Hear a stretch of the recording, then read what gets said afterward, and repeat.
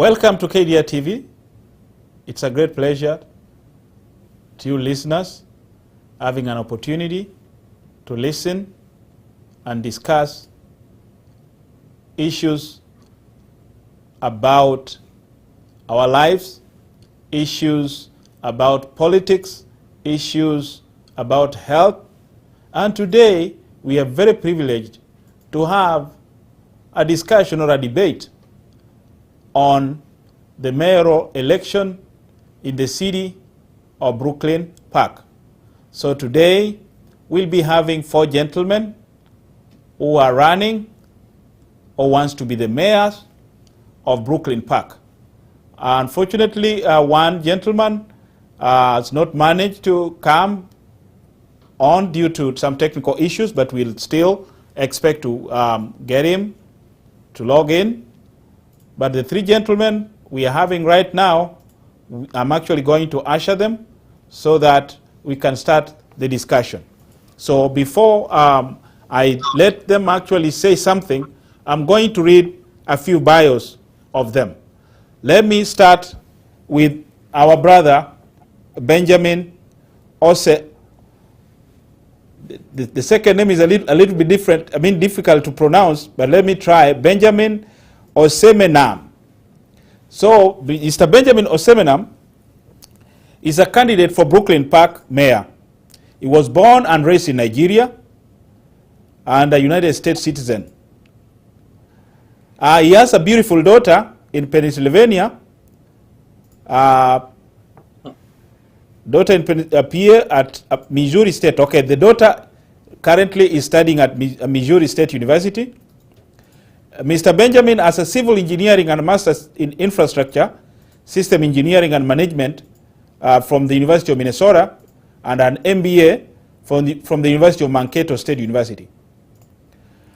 He is the past president of the Association of Nigerian Engineers in Minnesota, and the former parish advisor, co-chair at St. Olaf Catholic Church, a volunteer at Dorothy Day, St. Paul, and Caring, Sharing Hands, Minneapolis. He's currently a member of the Board of Trustees at St. Alphonsus Catholic Church. Currently employed by the Minnesota Department of Transportation, and I've been with them for over 30 years. At MnDOT, he has built a unique public and public-private partners in projects and programs that have gained national recognition.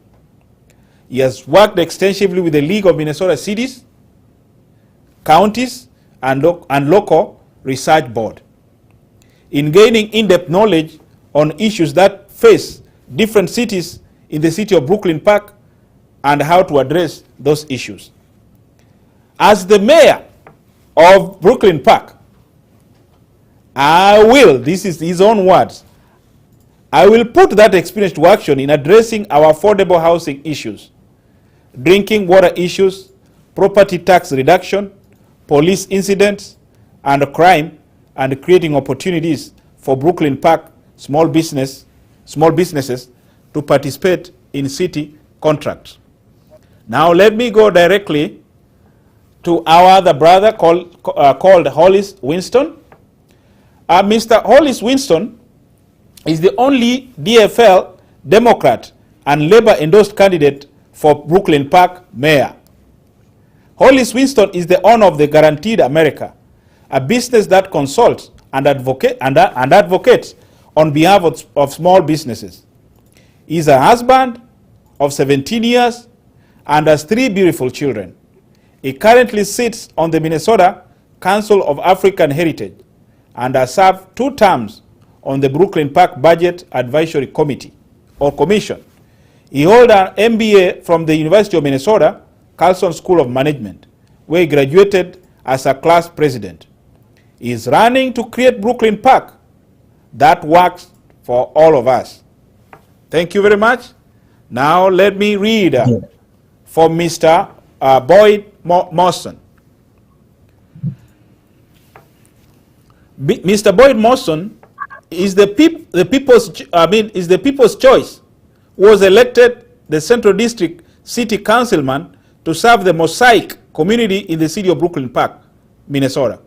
Boyd is the first and only born African American to ever elected or to serve in over 150+ year history of Brooklyn Park. Boyd is a powerful force on the council and within the city, and uses his tried, tested, and proven abilities and tireless energy to encourage others to work hard and succeed. Boyd is now running to become the 13th mayor in the city of Brooklyn Park. In the primaries and special election on April 13th, that's a few weeks from today, actually days from today, Boyd has an ambitious giraffe-sized vision for serving, uniting, and representing a Mosaic community. As most visible face, most careful listener, most credible voice, and a direct gateway to the state legislators for first inline resources for the Mosaic city. Regardless of place of origin, people that don't have to look like him, be where he is from, speak the same language, or share the same thoughts, because it's God's way and the right thing to do so. Boyd has been married to his loving wife for over 35 years. Together they are blessed and gifted and have raised 3 loving and caring children, who have since blessed them with 3 equally caring and loving grandchildren. They are also expecting 2 more grandchildren arriving in 2021. Together, they have also adopted a Liberian daughter that lost both of her parents as a young girl that was an orphan, and now they are putting her through college. In 2020 and 21, he has been recognized and received many notable achievements and accomplishments. He successfully graduated from Family Innocent Mediation Training, 2021 League of Minnesota Cities Elected Officials Certification, 2020 The Voice Magazine Community Award nominee, 2020 Local Legend Award, 2019 Highest Honor Award, Mayor of Harbor Unification City, Liberia, 2019. High Honor Award, Harbor Multilateral High School, Liberia, 2019 Commencement Speaker in Liberia. Boyd is a very proud U.S. Navy honorably discharged Honorman Award recipient and disabled veteran that served the U.S. citizenry and this country. Boyd enjoys spending his off time with his family and grands. Boyd's overall mission and goal and objective is to tear down the walls of hate, racism, discrimination, and supremacy, and together build a bridge of equity and equality that unites people and positively impact and change the lives of others deserving and need, because he cares and because you, the people, matter. Great gentlemen we are having today. It's a great pleasure again to welcome you to KDR TV. Gentlemen, welcome once more. Yes. Can you hear me? Yes. Thank you very much. Now we'll start with Mr. Benjamin. Mr. Benjamin, we want you to briefly tell our listeners why you decided to run as a mayor of Brooklyn Park. Mr. Benjamin, are you around? Are you here? Okay. As we are waiting, Mr. Benjamin, Mr. Hollis, you can actually take that chance and tell our listeners why you decided actually to run as a mayor, or you want to become a mayor of Brooklyn Park. Go ahead, my brother. Okay, so, you know, my a lot of why I run has to do with my family. I don't know. Do you want to go ahead and turn it over back to No, go ahead. Benjamin Go is back ahead. on. After that, Benjamin will take over. Go ahead. Mr. All Hollis, go right. ahead. Okay. So, a lot of the reason I want to run goes back to my family, all the way back to my grandparents, actually, who moved from Mississippi and Arkansas to um, actually to Chicago. And they moved because they were basically refugees in their own land. My grandfather actually saw someone get lynched in his city where he grew up in Mississippi.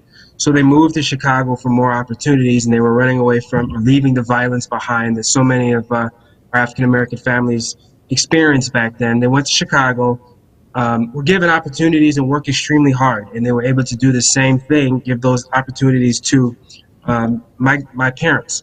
And so my parents, one of them integrated to high school, the other one was able to go to Yale. She went to private school, then went to Yale, and they took full advantage of those opportunities and then moved to Minnesota and handed those opportunities to me. And I think what bothers me is that I've received these opportunities and taken full advantage of them. But when I look at a city like Brooklyn Park and I look at the current leadership and I look at what they've done in the past, um, folks are not offering those same opportunities to folks in Brooklyn Park. They're not offering the same educational opportunities. They're not, offering opportunities for people to get, better jobs, move up in life, have affordable housing. So for me, that's why I run, because I realize what was given to me. I realize the responsibility that comes along with that, and I realize we want to pass that along to the next community. So what really, excites me, ignites me, is that I want to see a city like Brooklyn Park. What does that look like when everyone gets the opportunity to live the life and the dreams that they're chasing? And we just don't see that right now. Thank you very much. Mr. Benjamin, we lost you a few seconds, so that was your question. Please Yes. go ahead.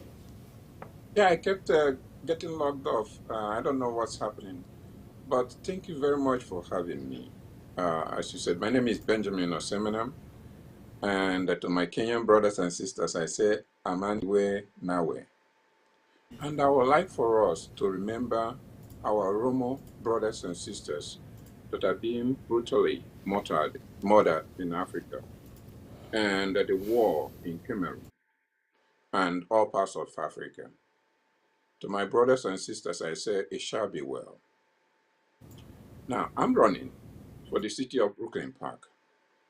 As I mentioned, as the moderator mentioned during the introduction, I have over 30 years experience with Minnesota DOT, working with the League of Minnesota Cities, the local road research board, different counties, and creating partnership, public-private partnership and public-public partnership that make national news.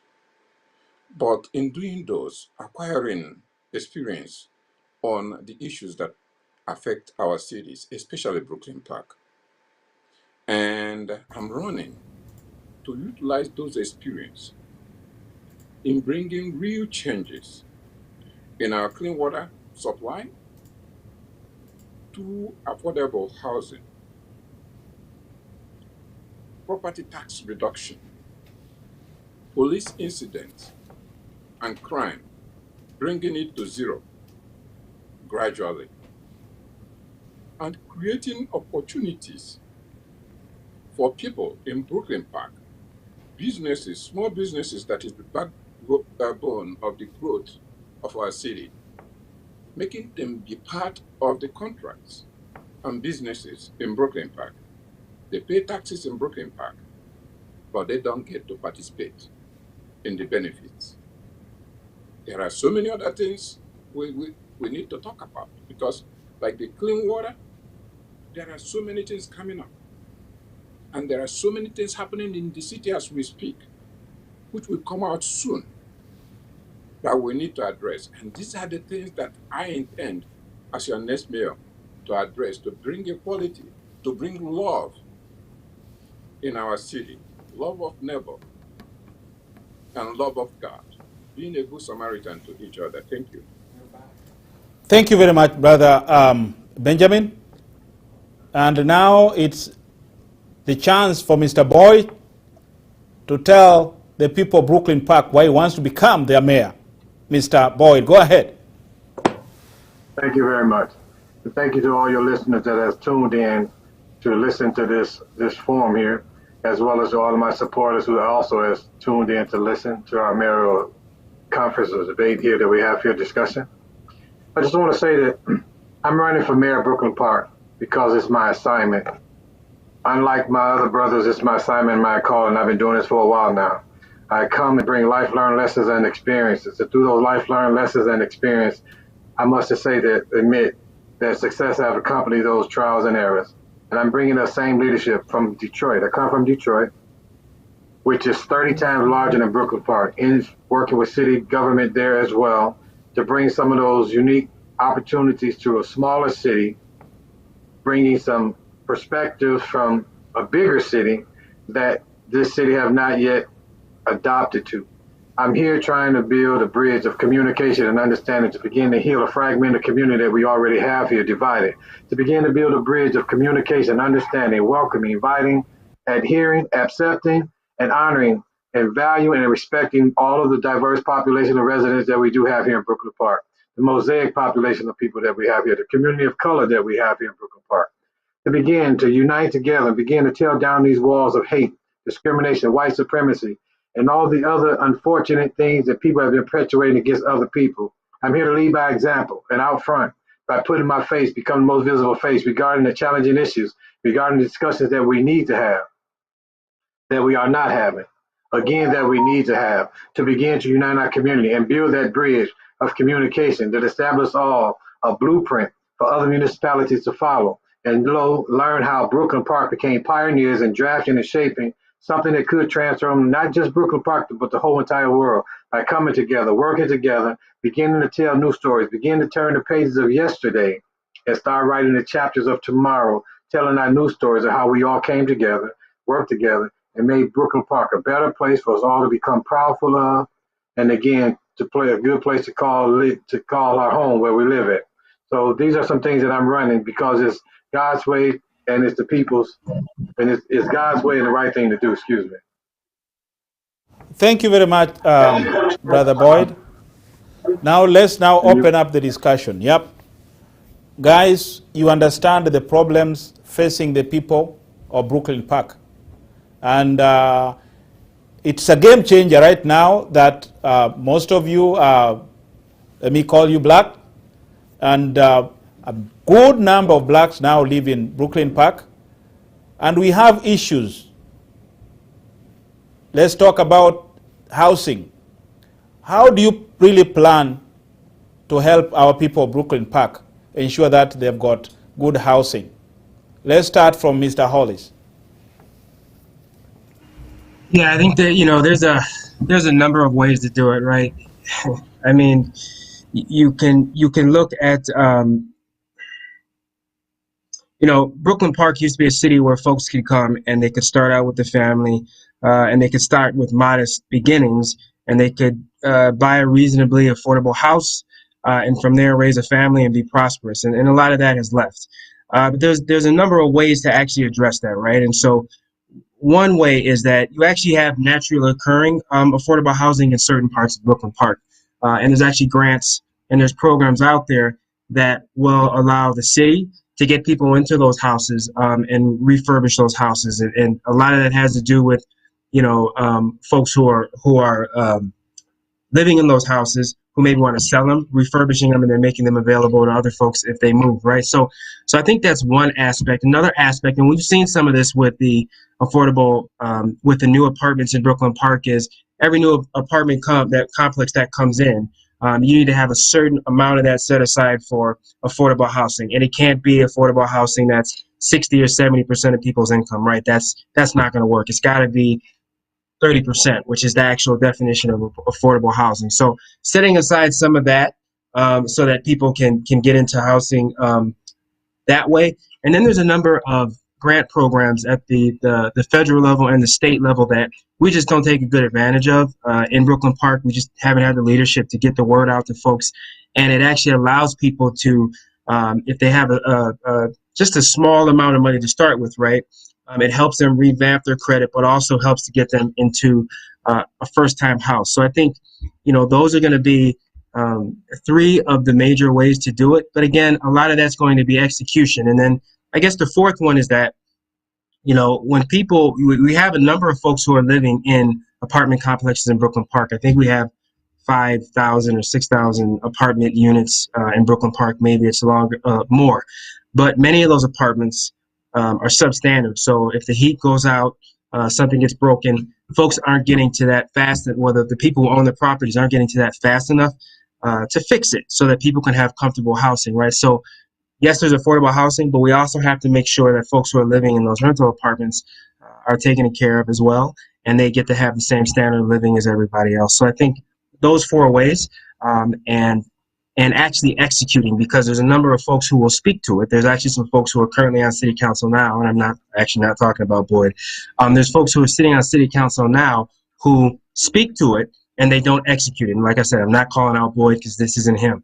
But the point is, if you call it out and you say you're going to do it, you have to execute and you have to hold people accountable for it. And we have not seen any of that.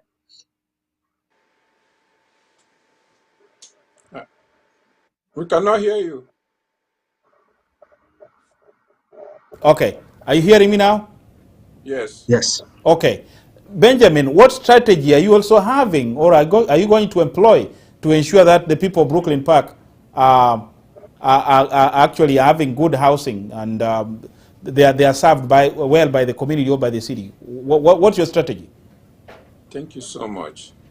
The number one is actually getting at a program, expanded 4D program. You are good. Just continue. You are good. Just continue. I don't really know what actually happened to Mr. Benjamin. Okay, Mr. Boyd, as we are waiting for Benjamin, please, what strategy are you going to employ to ensure that our people of Brooklyn Park are getting good? Oh, okay. Okay, go ahead. I couldn't get in locked up. Anyway, but as I was saying, Okay. One of the major things I intend to do is implementing the expanded 4D program to assist people that are struggling with their mortgages so that they can retain their homes. But as part of that overall program, partnering with the State Housing Department for first-time home buyers, but realizing that not everybody can afford a home. And most of our people that live in rental properties, their rents has been going up. And they are not getting any assistance. This expanded 4D program will help them do that.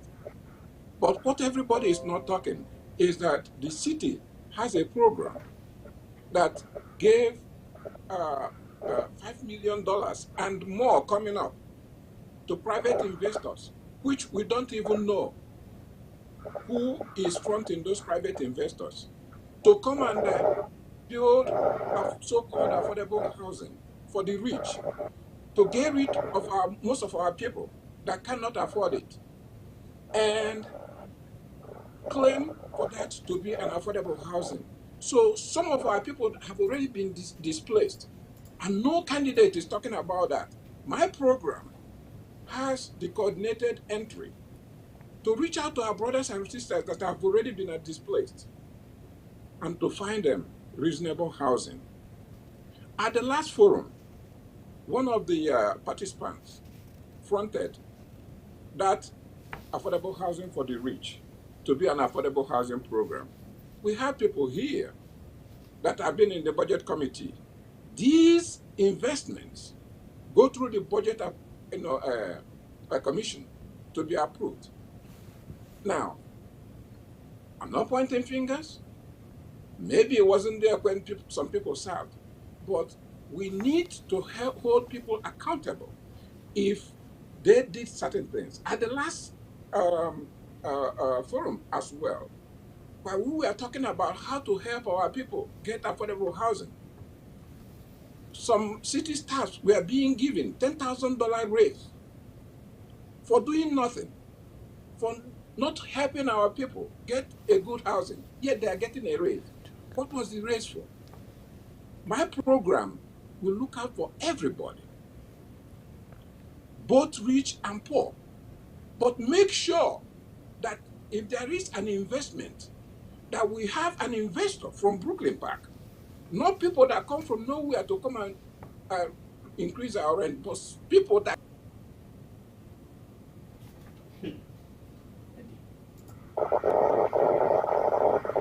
I don't really know why we are having a problem with Mr. Benjamin's Osemenam feed.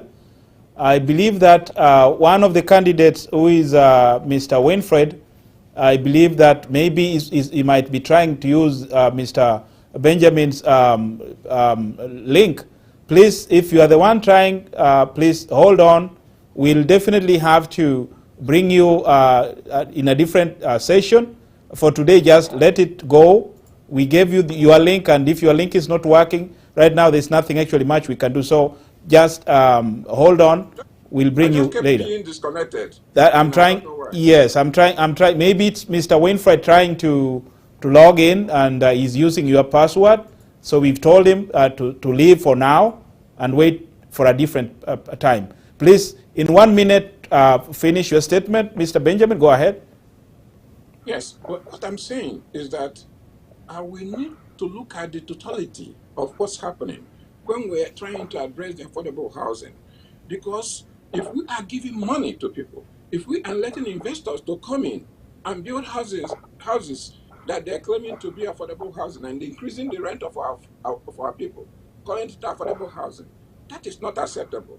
If we are giving raises to staff that are doing nothing to create a true affordable housing for our people, that is not acceptable. My program, the 4D expanded program, will take care of that. We create a reasonable and true affordable housing for our people. But at the same time, the people that have been displaced, bring them in through the coordinated program. Thank you. Thank you very much. Now, Mr. Boyd, we also need you to tell us exactly what's your strategy in ensuring that our people of Brooklyn Park are housed in good environment, they are having good housing, and the community is actually being served well from their mayor, who will be right now. Let's say it, Mr. Boyd Morrison. What's your strategy? Go ahead, brother.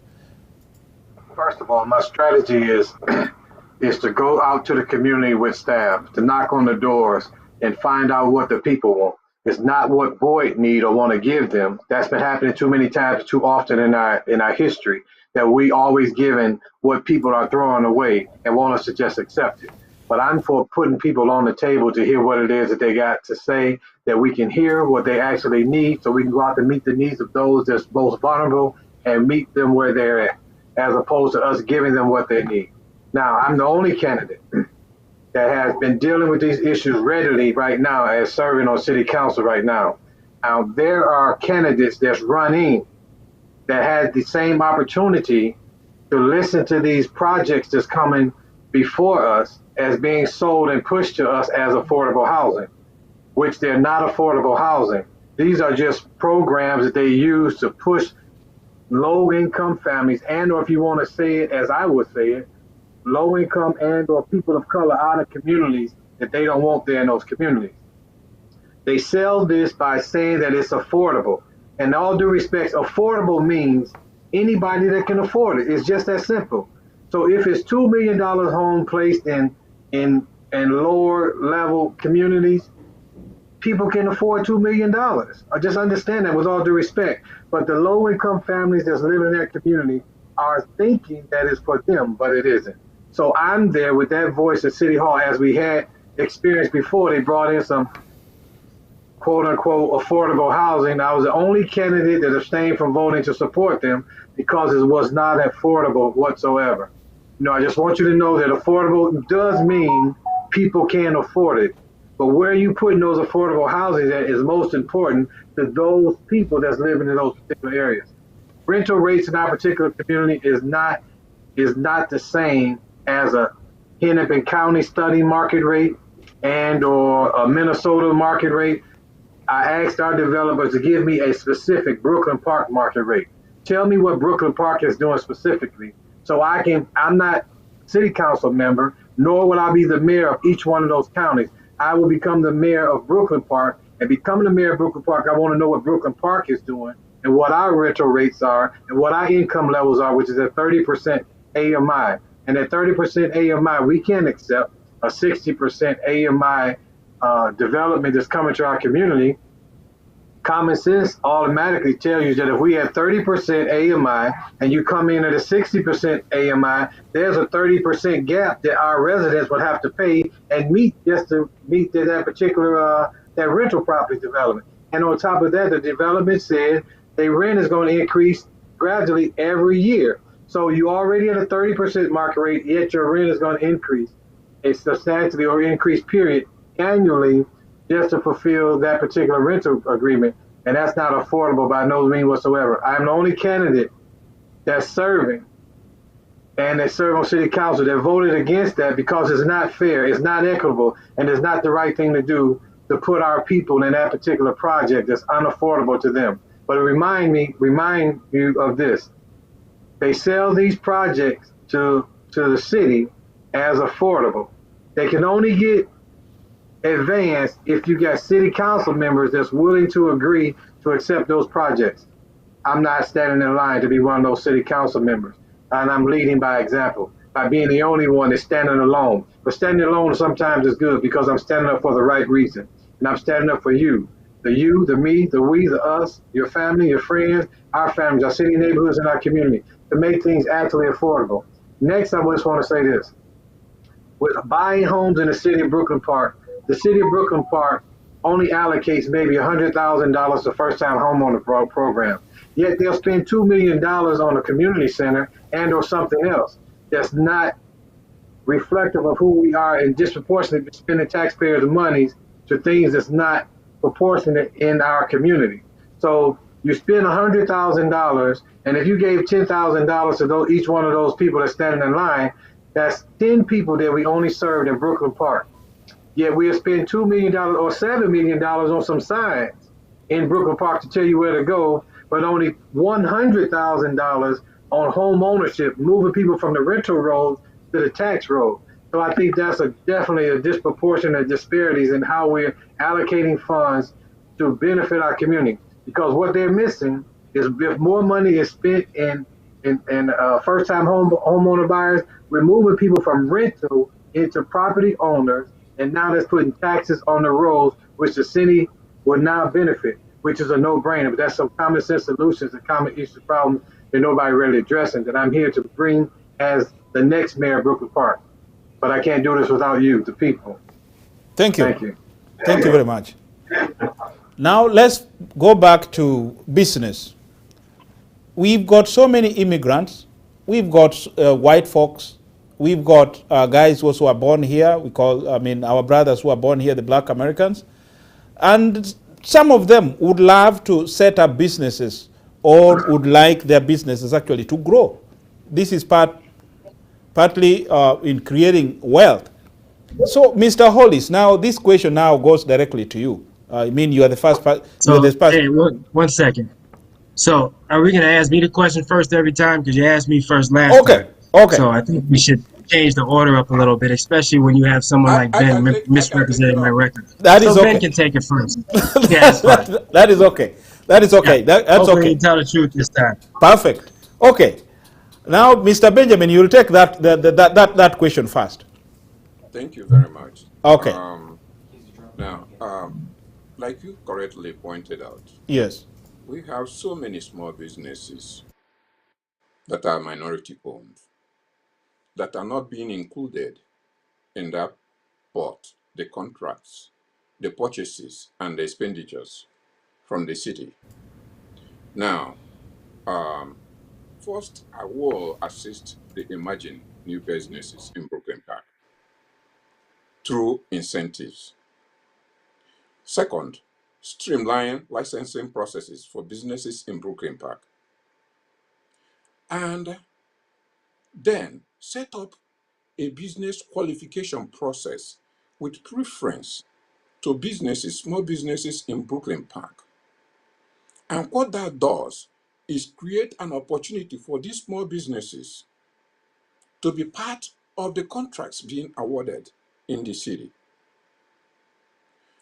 Fourth, we have investors that come into our city, claim to be developing affordable housing for us. We have investors in Brooklyn Park. We have small businesses that can act as investors. Yet, these investors are brought out from outside, and who is fronting them, I don't know. Well, things will open up when I become the next mayor, and we will find out who is really after these things. But getting back to the question, we need to give that opportunities to people in Brooklyn Park, especially our small.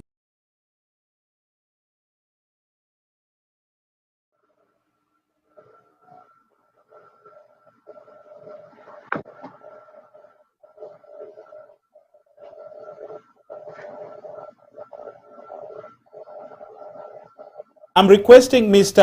Wainfred not to try to log in using either candidate's passwords. Please, Mr. Wainfred, wait for your time, please.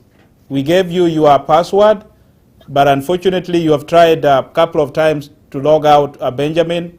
You've tried to log out Winston. Please, wait for your time, please. Don't use, every person has got a different password, different login credentials. So please don't use either of them. Please wait for your time. Thank you very much.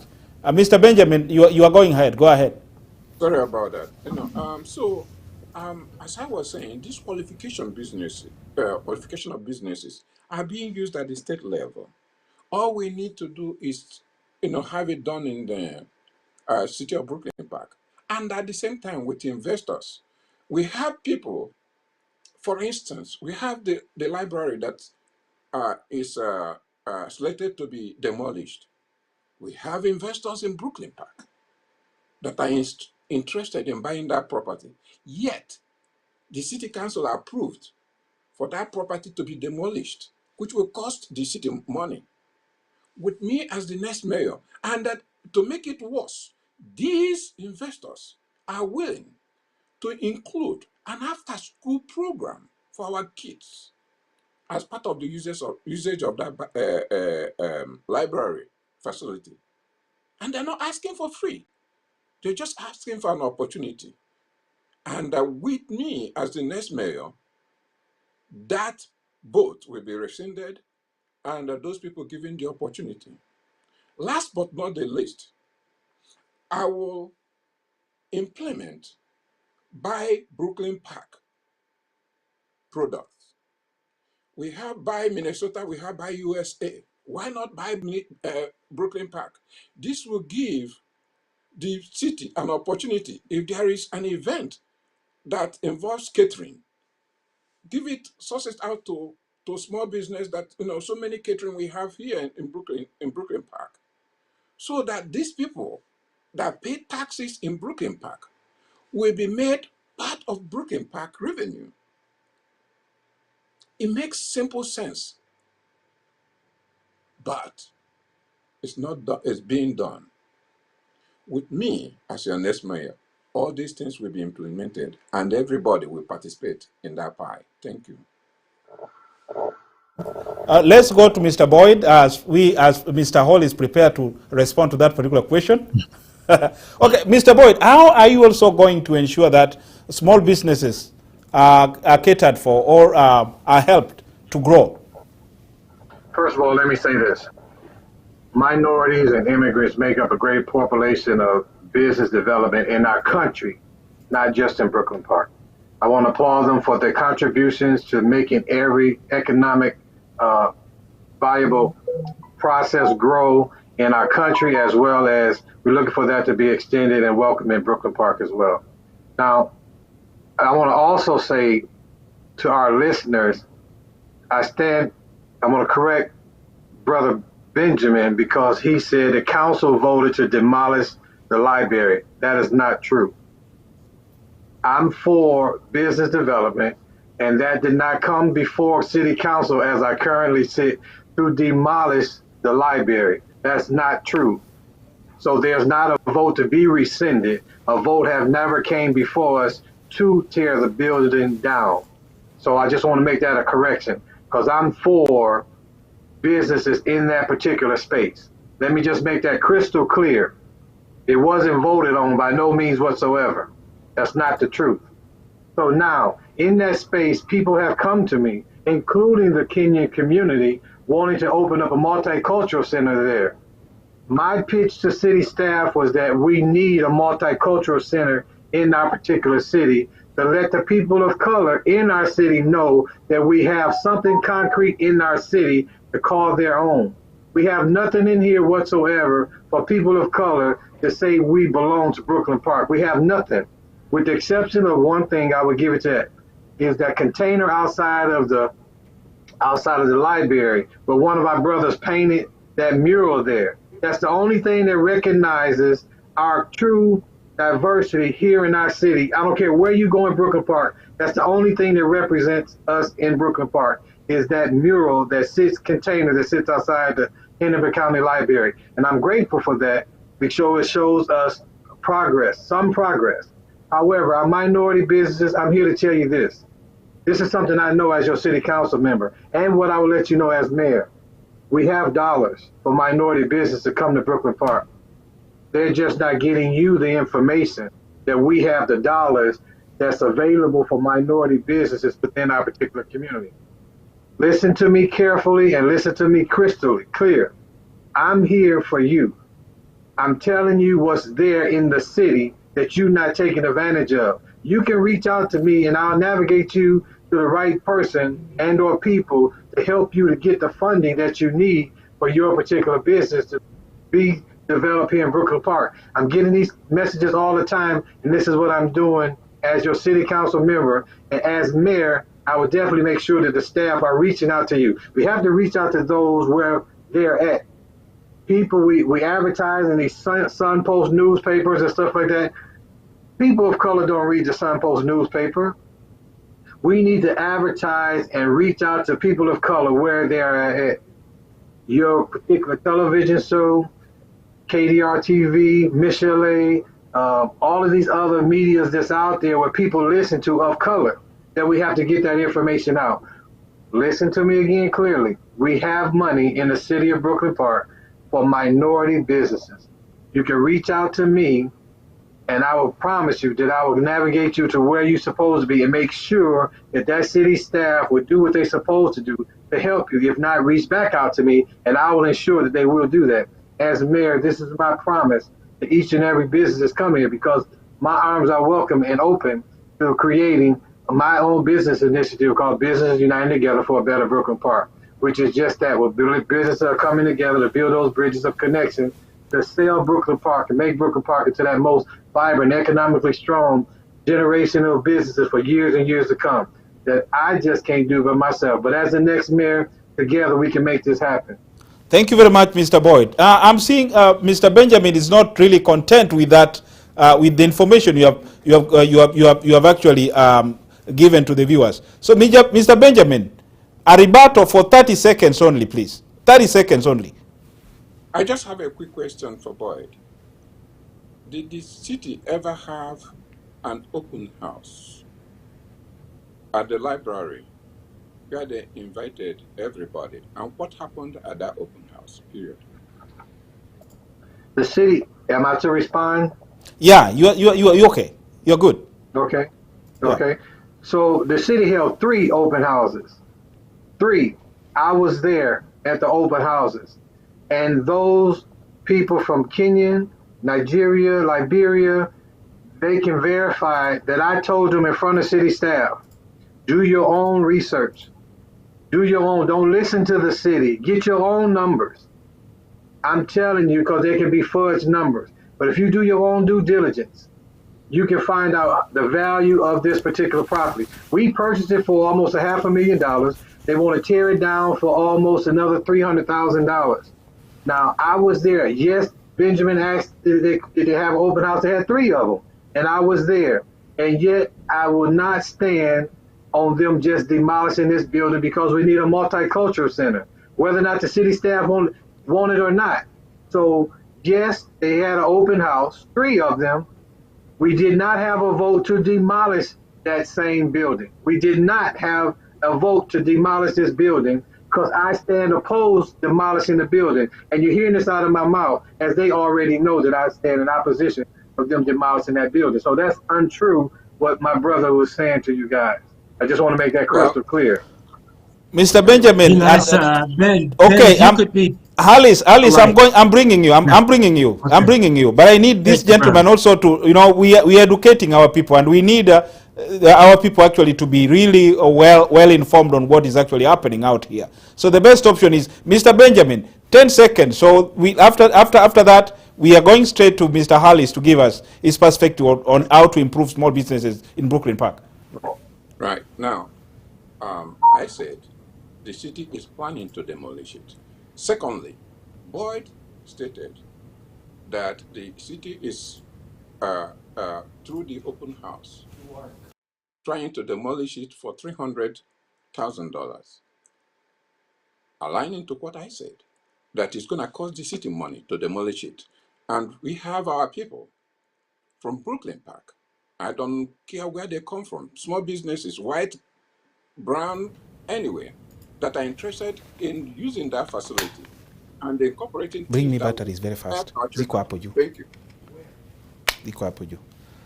Okay, thank you very much. Now, Mr. Hollis, this is your time now. We are not going to deter you from giving out your thoughts. Go ahead.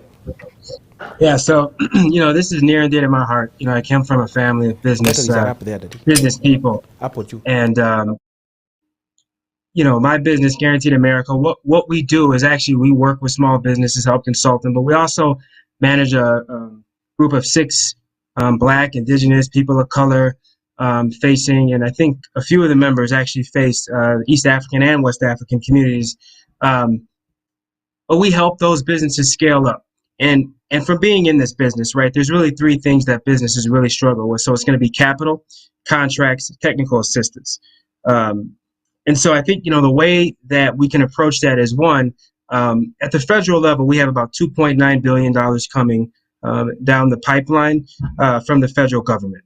And the state government is looking at how they're going to dole that out.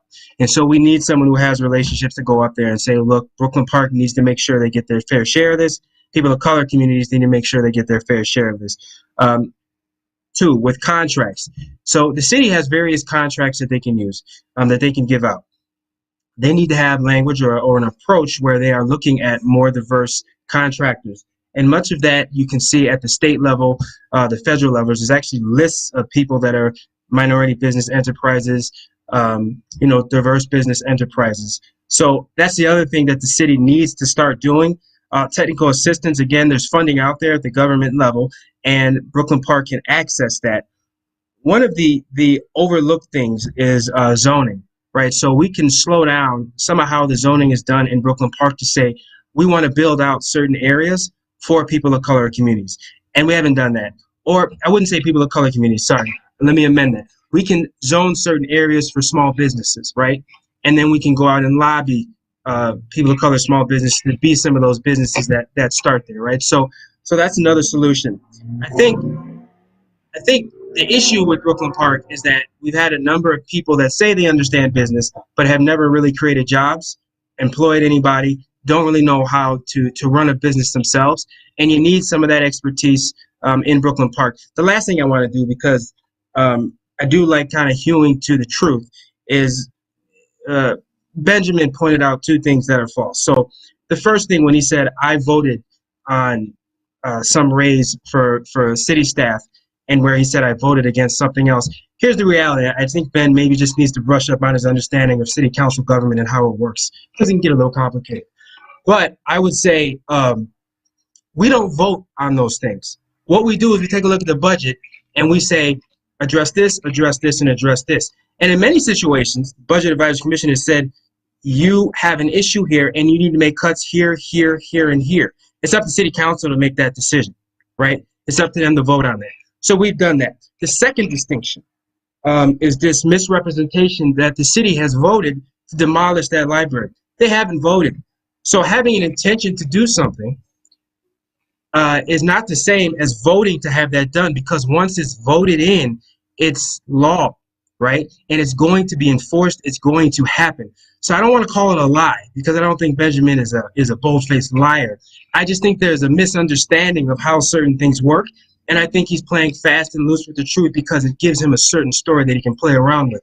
The reality of the situation is it's much more complex than what Ben is saying.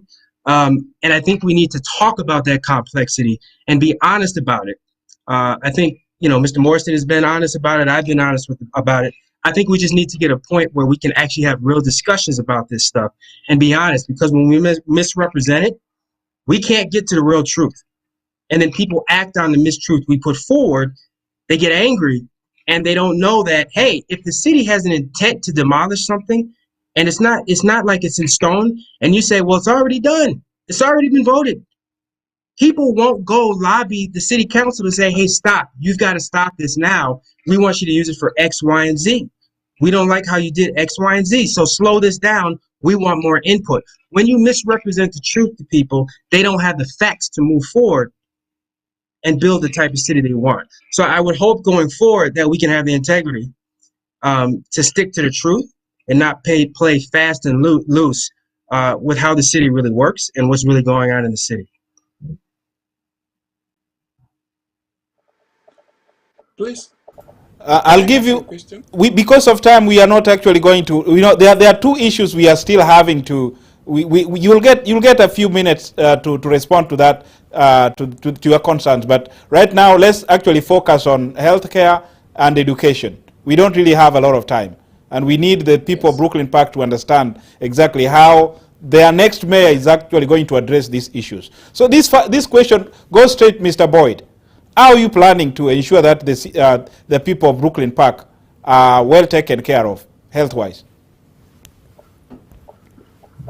Well, as the mayor of Brooklyn Park, that's not my responsibility to find out how residents' health care is received and or gotten, or that's not a mayor's responsibility, duty, and or obligation. If they got a job, I'm sure the employers will see and be holding to that.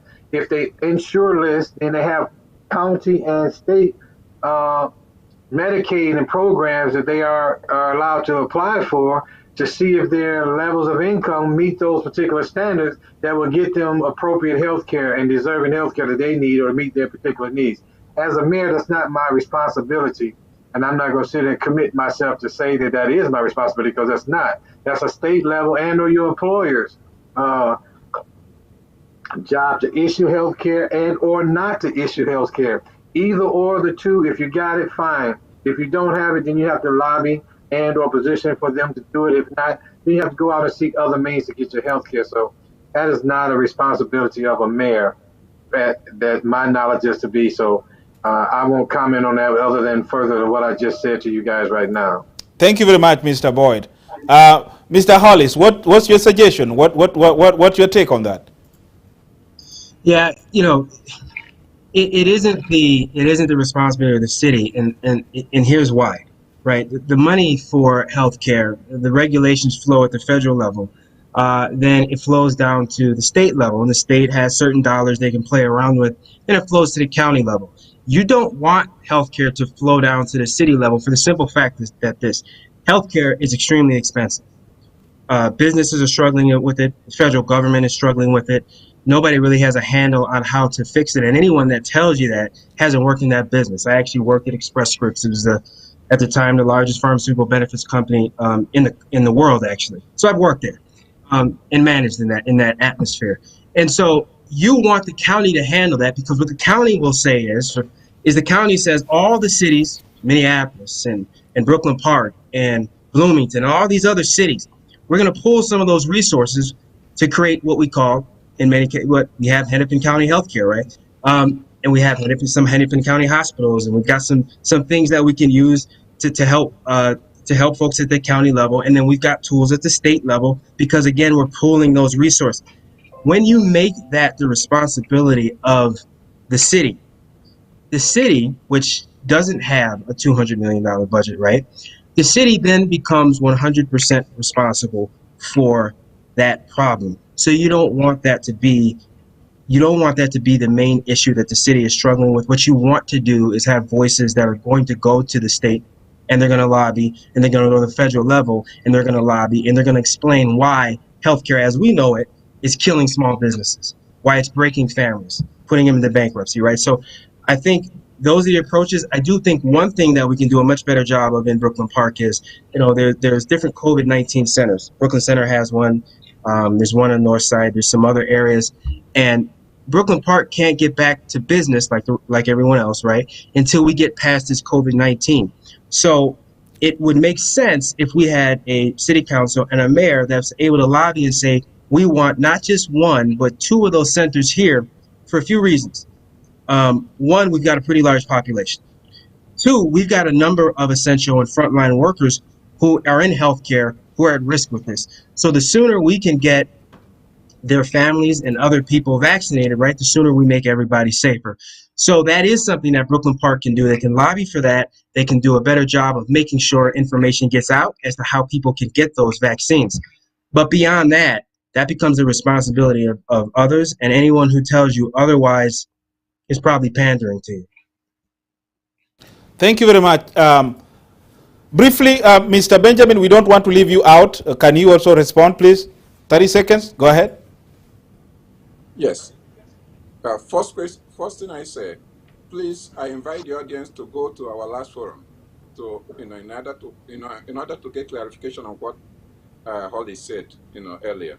Now, with regard to the healthcare question, okay, healthcare is bigger than just the healthcare system. There is proactiveness in trying to prevent people from getting sick. Part of that being proactive is cleaning our water, okay, water supply, making sure that particulates is not in that water that will cause us problem. There is some guidelines on some UCMR particulates that are coming out from the Department of Health that is going to be affecting our drinking water because we are not treating it. Now, also, there are some effects on the current hardness of our water. But let's go away from the water, which is critically important. Because when you don't get sick, you don't need a healthcare system. And at the city, we can take care of our water to avoid people from getting sick. Secondly, I have been preaching on a public-private emergency pandemic response team that will come up with a plan, a pandemic plan. The COVID-19 is going away. There is going to be other emergencies. We need to involve our community. We need to involve the city. We need to involve the private businesses we have here to come up with a plan that can be updated quarterly or semi-annually to address emergency when they occur.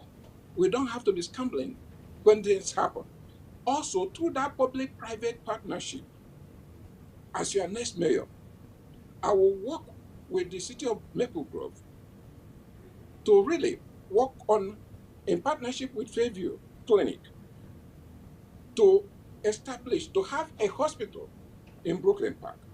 As you know, at the peak of this pandemic, cities, and states were locking down on their state, on who can come to use their facilities. What happened if that gets to the city level?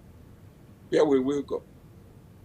So again, it's being proactive and doing what we can do. Nobody is trying to tell you to set up a healthcare system for Brooklyn Park. But as your mayor, I will do everything possible to make sure that your water is clean, that you don't fall sick. And also, when an emergency happens, to make sure that you don't get proportionally affected by establishing a plan to address it. And also having a hospital within Brooklyn Park where you can go to. Thanks and God bless. Thank you very much. Thank you very much for your answers. Now, in the next 2 minutes, we want to discuss briefly about education. This question goes straight to Mr. Benjamin. How are you planning to improve the education systems in Brooklyn Park? Well, as we know, there are some schools that are underperforming and that are not, really equipped. We have to look at each school to see what's happening there and why they are underperforming, and try to work with the school board to do something about it. But like I mentioned earlier, we have a lot of parents that are working 24/7, and their children will go to school, come back, nobody to assist them with their homework. They fall prey to criminals. But I have been preaching for an after school program, which I mentioned with regard to the investors trying to buy the library, that will include that as one of the things, and that will enable our kids, especially those where their parents are working 24/7, to have a place and individuals that can assist them with their homework. I have done that when I was the president of a Nigerian Association of Nigerian Engineers in Minnesota. When Sharon Belton was the mayor of Minneapolis, I went to Let's Motivate Show by Travis Lee with some of the our uh, uh, staff to promote an after-school program where we partner with the city to buzz them. Although that didn't come to fruition, but nothing stops us from doing it here in Brooklyn Park and helping our kids. Again, being proactive. If you address their needs, their education at the early stage, they will definitely perform. Okay? Most of the issues are because some of these kids, not that they are not smart, but they don't have anybody to give them that extra push through an after school program. And as your next mayor, that will be something that will do. Thank you. What's your approach, Mr. Hollis, about education? Hollis, please. Yeah. So, um, this is something that's near and dear to my own heart because of the opportunities my family was able to get because of education. Um, it's difficult because as mayor, working with the city council, that's not the responsibility of the city council or the mayor or the city, but it's so important, I think, that in this situation the city has to get involved, right? And I will agree, with Ben on this one. I had a youth mentor program that I started a few years back, and we raised a bunch of money, and we got youth, some underprivileged. I mean, I say underprivileged, right? And we were able to connect them with different electeds and have those electeds speak to them, and the youth would go out and door knock for them and do things for them so that they could learn how the political system worked. They can learn how to express themselves, speak to strangers well, and they got a stipend for doing that, right? So it's something near to me, dear to my heart, something I've been working at for a number of years, and we've actually gotten people placement with different senators, and some of them are actually running committees in the state house, right? So it is something that's important. It's something I've acted on in the past. I think as far as addressing education, right, I think there's a couple things socioeconomically, right? We know there's some ties to that, and some of that comes from the local tax base. So part of it is to say, how do we reinvigorate the economy in Brooklyn Park? How do we connect people to better jobs? How do we give them opportunities so that we can address it from that angle, right? So people have more resources, there's more dollars that can go to the school board so they can spend it on the schools, right? I think secondly, to the pre-K and daycare, right? We've got a number of folks who are working 2-3 jobs, and they can't always be there for their children. One of the things that I find wonderful is that you got all these groups, some immigrant, some African American, some have been in Brooklyn Park for quite some time, and they work with youth. And what they'll tell you is they would love to have more funding to build out more pre-K programs. So if we already have people who have connections to the community, why do we need to centralize this thing, right? Because when you centralize it, then you begin to pick losers and winners and all that. Why wouldn't you give to the folks who say, I've already got the connections, let's get them the funding, let's help beef up the curriculum, let's help them work with the school board so that we can build this out. So as pre-K and and elementary school, once they get into the middle school and all that, they've got a a much better chance of succeeding, right? So I would say instead of centralizing it, we should approach it from that angle. And I do think we have a number of businesses up here, Target being one of them, and a number of others who receive tax breaks to move up here. Well, they haven't brought the jobs to Brooklyn Park. People locally aren't necessarily working at that Target, right? So I would say if Target is going to get this tax break and other organizations are going to get this tax break, why not have them write a check or invest in some of these programs, and then through these programs get these kids. I see Ben, this is the first time I've ever agreed with Ben, but get them involved, right? So, but get a pipeline going where Target is saying, okay, we're going to the high schools, we're going to these other organizations, we've written a check. We're also going to stay involved so that through this whole process, you know exactly how to get in our pipeline, so that, yes, your mother may have been 50 when she got into corporate America, but you can get into corporate America at 21, right? Or 22, right out of college. Why? Because you've got this relationship that your mother helped build, right? By voting the right person in office, right? But I would say that would be the approaches that I would take is, support that pre-K, invest much more in youth programming. And then I do think you have to work with the school board to say, hey, school board, local parents, what are you seeing? What can we do as a city? Understanding that we have limited resources to do this. We're going to find ways to work with our partners, leverage that so we can do much more for students. Because I'll say this, and I'll close out on this, right? For African Americans, education has been the biggest thing to get us out of poverty, right? And for immigrant communities, folks are looking and saying, education is one of the biggest factors that's going to allow me and my children to do what I want to do in the future. And Brooklyn Park has large populations of both. But I can also tell you this. There's a lot of folks that are not people of color who are saying, I'm worried about the local school system as well.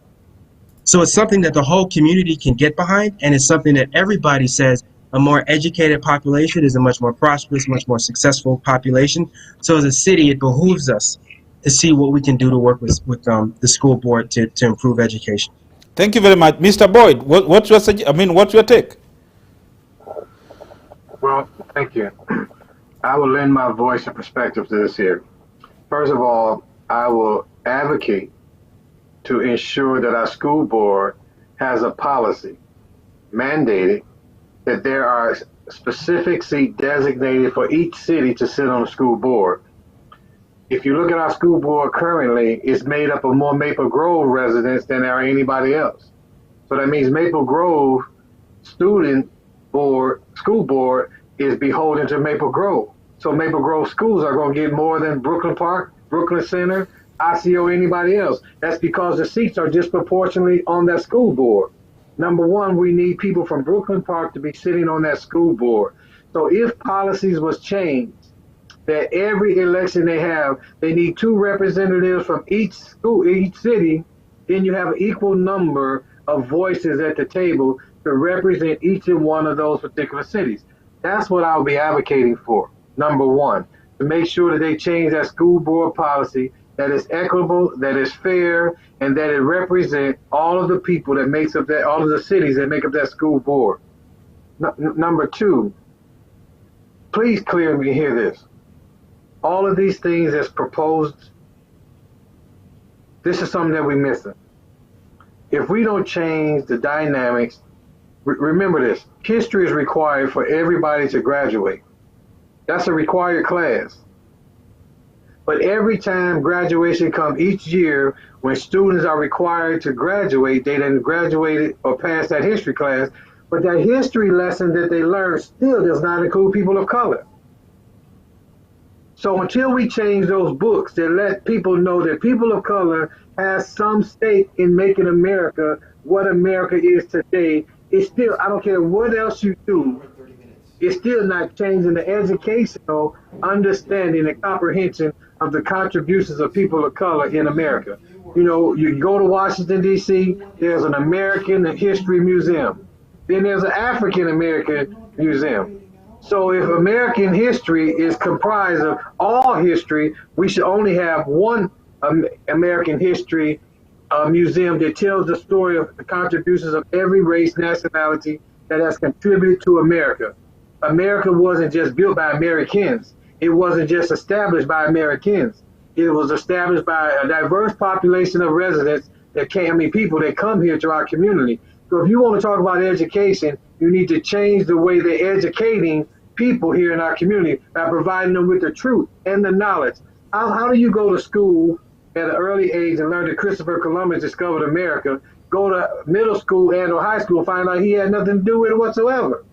So until we begin to change the format, the curriculum of how we educating our people, that was going to become a long-standing problem, is the reason why we're so divided and separated now, because people don't know our contributions in our education and our contribution of what we committed to in America. Now, out of school time, after school time programs, that's a given. We need those things. Crime is the highest between 3 to 6 p.m. across the nation. Those are the time parents are still at home, still at work, and yet their kids are out of school getting into mischief. Thank you very much. Go ahead. Go ahead. Go ahead. Go ahead.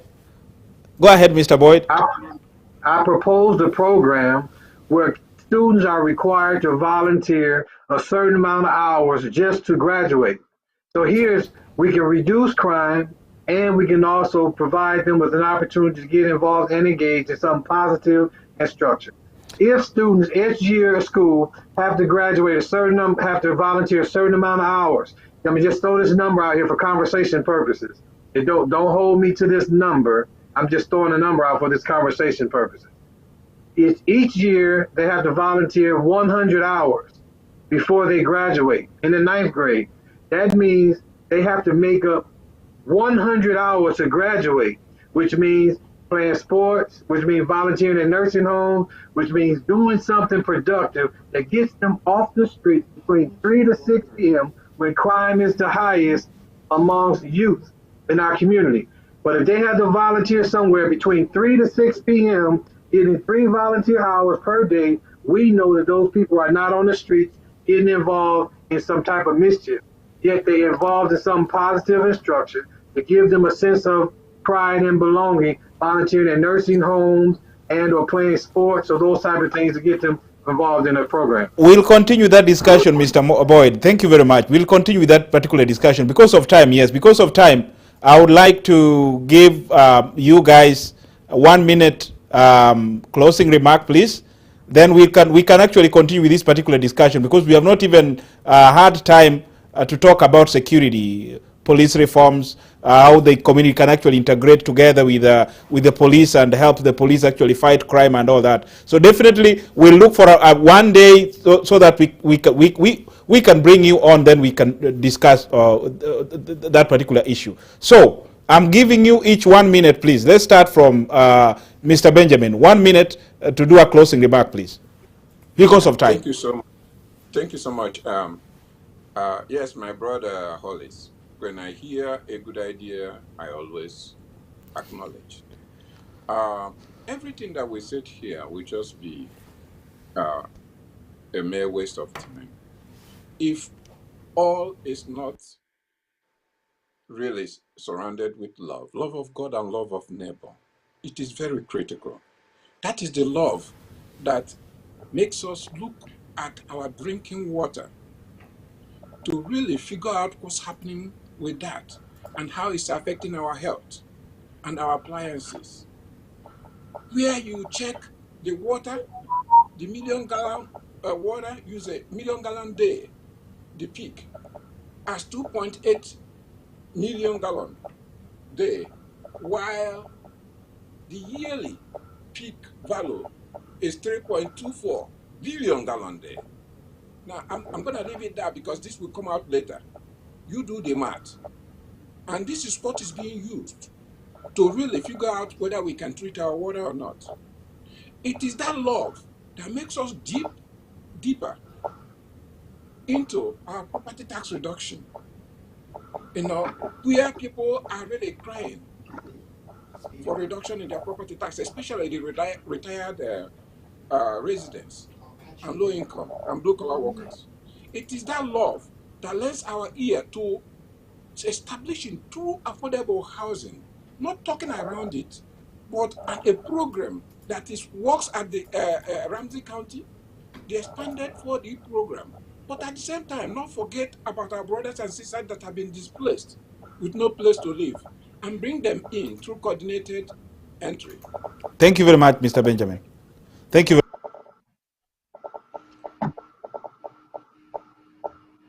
Mhm. Please, can you hear us? I can hear you now. Thank you very much. Go ahead now, please. Your closing remark. Oh, okay.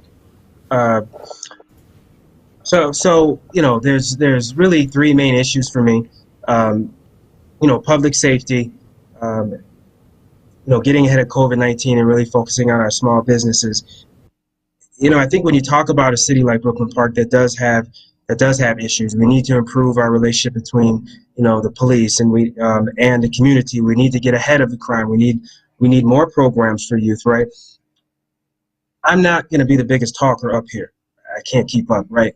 But what I will say as a business owner, someone who, if I don't make a sale, if I don't build out the infrastructure, if I don't build out the relationships, we don't eat, right? We don't get to have a certain lifestyle. We can't even afford to live in Brooklyn Park if I don't make it with my business. So I think when you're going to hear a lot of people put different propositions for us. But when you talk about someone actually addressing and building up, addressing public safety, addressing COVID-19, helping small businesses work, I've already done a lot of that work. I built the collaborations. I built out the relationships at the state level, right, at the county level, right, and even some federal level relationships. And I'll also say this as well.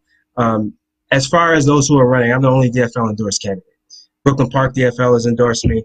Actually, Sheriff Hutchinson of Hennepin County has endorsed me. Congressman Phillips, Speaker Melissa Hortman, all of the BP local state electeds have all endorsed me. And they didn't endorse me just because this is some party politics.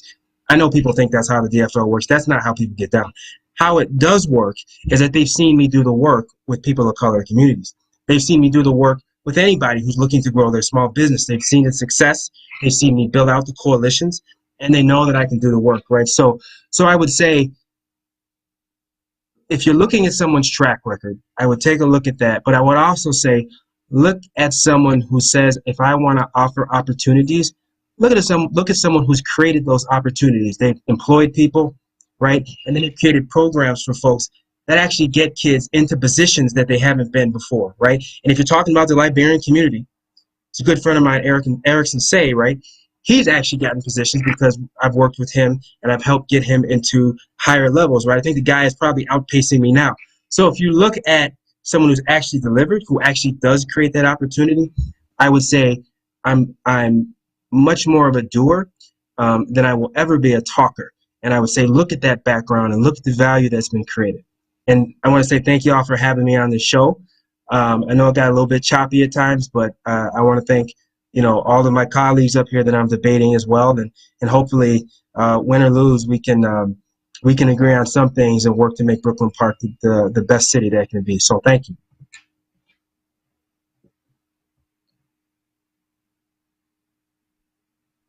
Boyd, you are 1 minute, please. Go ahead.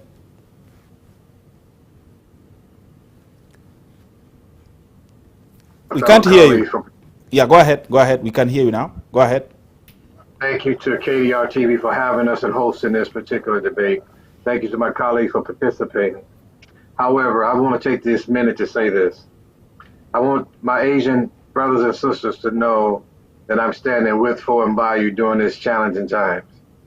I want you to also know that these are untalking and unspoken situations and times that's being perpetuated on the Asian community. I want you to know that I'm standing with, for, and by you, and I'm standing out front, leading by example. If hate is being perpetuated on any race of people within our particular community, because it's God's way and the right thing to do, and I will lead by example. So I'm there with you, praying for you, and standing with you as I stood with you on those Capitol steps. Let me go on to say this. Brooklyn Park is a nonpartisan race. So whether or not you endorsed or not, we are a nonpartisan city. We are a nonpartisan city, which means we're not beholden to any party. But let me say this, in today's time, as we look to those same parties They're the reason that we're in these situations right now because of those very same parties, endorsed or not endorsed. I'm just going to tell you, they're the reasons. My mom be 98 years old on the 21st of this month. When she was a little girl, she was going through the same challenges we face right now today. Here it is, my mom, 98 years later, we still going through the same problems that those DFL or GOP people that was elected to go serve the people is not doing what they're supposed to do for the people, by the people. Yet isn't it strange how all of those people and gets elected and endorsed come out richer than we are each and every day. 5, 10, 15 years, we still live in the same way. But let me tell you this, in a nonpartisan race, when we allow DFL, GOP to come down to our neighborhoods where we bought our homes, lay our head, raise our families, to bring any of these partisan politics down into our communities, we destroy the fabrics of our community. When it goes into our local elections, then now it goes into school board elections. Now, what are we going to do? Because now today, as we see, some of our neighbors don't speak to neighbors who have been living with them next door for a long time because of a particular party that you particularly serve. So Mr. Boyd, please focus more. Mr. Boyd, I would like you to focus more on how we are going to improve, Brooklyn Park. Yeah, we don't really have enough time to talk about the DFL. Just tell the people of Brooklyn Park actually to understand what they really need to hear from. Well, I want the people of Brooklyn Park to understand that we're a nonpartisan race. So I just want you to understand that, number one. So we're not beholden to any party whatsoever. Back to it. So that's what they should know, that we're a nonpartisan city. We don't declare any party. So I'm saying that regardless if you're endorsed or not. But the point is, are you there for the people? I'm here for the people, the everyday common people, the ordinary people, the lost and forgotten generations and generations of people, the you, the me, the we, the us, our families, our friends, and our communities and neighborhoods. That's what it's about. And that's the only seat that's occupied and available for the people's choice that's down at City Hall. And I think it's only fair if we can follow that up. Thank you. It's only fair if we can say something. We'll get some time to do that. We'll get some time to respond on that on that issue. But go ahead. Go ahead. Bring him on board. Bring him on board. There was about maybe 5 or 6 years ago, Boyd sought out the Democratic endorsement. He sought it out from the African American. Please. We are not going to talk. Yeah, my brother. I'm just going to say this. Yes. Be consistent. You started out at one point. Yes. Don't say you don't seek it out now because you just can't get it. I think just be consistent. That's all. I'm just asking for some level of consistency. Let me say this for the record. You started out. Boyd. I have never sought the DFL endorsement, not one time. Never. Thank you. Okay, let's do this. Let's do this. Because of time, gentlemen. Because of time, let's close this one down. Let's have this discussion actually extended to a different date. Because of time, please. Listen to you, but not today, please. Let's just with this particular discussion. Thank you very much. Discussion a different day. Thank you very much.